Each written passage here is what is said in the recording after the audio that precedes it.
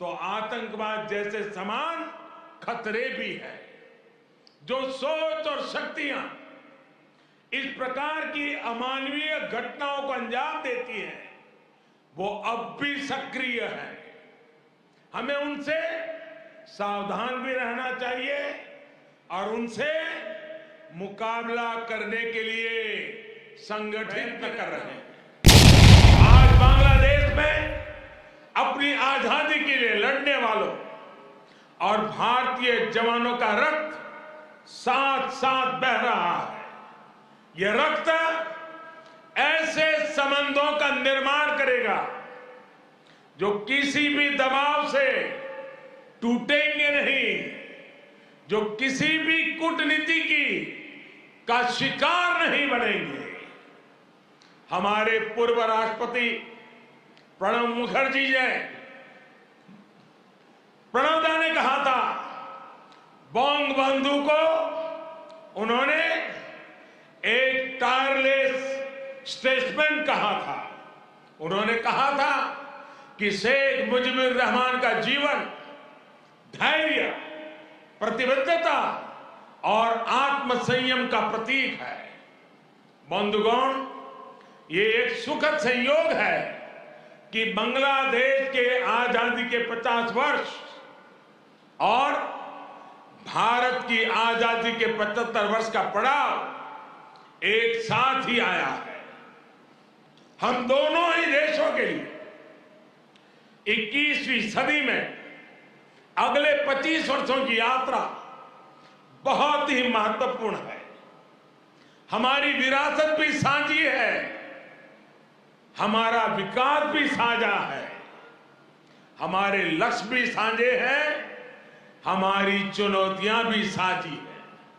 हमें याद रखना है कि व्यापार और उद्योग में जहां हमारे लिए एक जैसी संभावनाएं हैं, तो आतंकवाद जैसे समान खतरे भी हैं।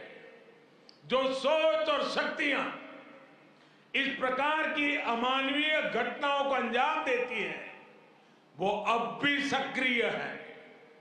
हमें उनसे सावधान भी रहना चाहिए और उनसे मुकाबला करने के लिए संगठित भी रहना होगा। हम दोनों ही देशों के पास लोकतंत्र की ताकत है, आगे बढ़ने का स्पष्ट विजन है। भारत और बांग्लादेश एक साथ मिलकर आगे बढ़े, इस पूरे क्षेत्र के विकास के लिए उतना ही जरूरी है। और इसलिए आज भारत और बांग्लादेश दोनों ही देशों की सरकारें इस संवेदनशीलता को समझकर इस दिशा में सार्थक प्रयास कर रही है। हमने दिखा दिया है कि आपसी विश्वास और सहयोग से हर एक समाधान हो सकता है। हमारा लैंड बाउंड्री एग्रीमेंट भी इसी का गवाह है। कोरोना के इस कालखंड में भी दोनों देशों के बीच बेहतरीन तालमेल रहा है। हमने सार्क कोविड फंड की स्थापना में सहयोग किया, अपने ह्यूमन रिसोर्स की ट्रेनिंग में सहयोग किया।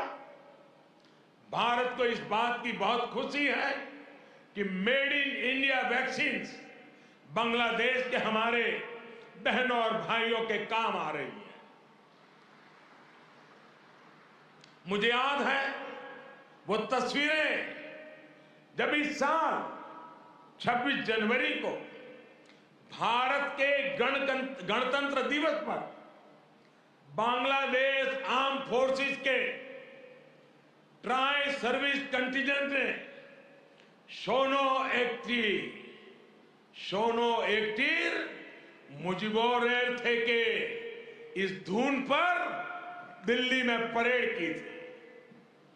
भारत और बांग्लादेश का भविष्य सद्भाव भरे, आपसी विश्वास भरे ऐसे ही अनगिनत पलों का इंतजार कर रहा है। साथियों, भारत बांग्लादेश के संबंधों को मजबूत करने के लिए दोनों ही देशों के यूथ में बेहतर कनेक्ट की भी उतना ही आवश्यक है। भारत बांग्लादेश संबंधों के 50 वर्ष के अवसर पर मैं बांग्लादेश के 50 एंटरप्रेन्योर्स को भारत आमंत्रित करना चाहूंगा। ये भारत आए, हमारे स्टार्टअप और इनोवेशन इकोसिस्टम से जुड़े वेंचर कैपिटलिस्ट से मुलाकात करें। हम भी उनसे सीखेंगे, उन्हें भी सीखने का अवसर मिलेगा। मैं इसके साथ साथ बांग्लादेश के युवाओं के लिए सुवर्णो जयंती स्कॉलरशिप की घोषणा भी कर रहा हूं। साथियों, बंगबंधु शेख मुजीबुर रहमान जी ने कहा था, बांग्लादेश इतिहासे স্বাধীন রাষ্ট্র হিসেবে টিকে থাকবে বাংলাকে দাবিয়ে রাখতে পারে এমন কোনো শক্তি নাই। बांग्लादेश स्वाधीन होकर रहेगा। किसी में इतनी शक्ति नहीं है कि बांग्लादेश को दबा करके रख सके। बंगबंधु का ये उद्घोष बांग्लादेश के अस्तित्व का विरोध करने वालों को चेतावनी भी थी और बांग्लादेश के सामर्थ्य पर विश्वास भी था। मुझे खुशी है कि शेख हसीना जी के नेतृत्व में बांग्लादेश दुनिया में अपना दमखम दिखा रहा है। जिन लोगों को बांग्लादेश के निर्माण पर ऐतराज था, जिन लोगों को बांग्लादेश के अस्तित्व पर आशंका थी, उन्हें बांग्लादेश ने गलत साबित किया है। साथियों, हमारे साथ काजी नजरुल इस्लाम और गुरुदेव रविंद्रनाथ ठाकुर की समान विरासत की प्रेरणा है। गुरुदेव ने कहा था, काल नहीं आमादेर हाथे काराकारी कोरे ताई शबे मिले देरी कारो नहीं शहे को भू। यानी हमारे पास गंवाने के लिए समय नहीं है, हमारे पास बदलाव के लिए आगे बढ़ना ही होगा। अब हम और देर नहीं कर सकते। ये बात भारत और बांग्लादेश दोनों पर समान रूप से लागू होती है।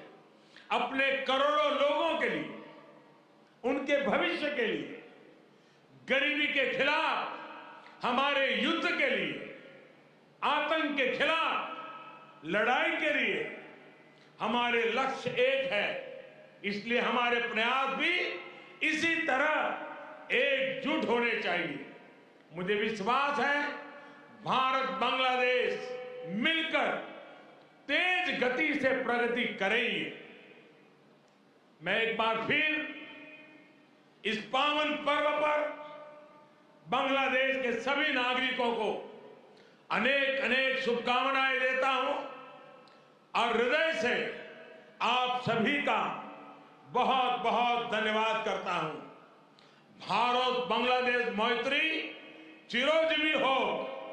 इन्हीं शुभकामनाओं के साथ मैं अपनी बात को समाप्त करता हूं। जय बांग्ला, जय हिंद।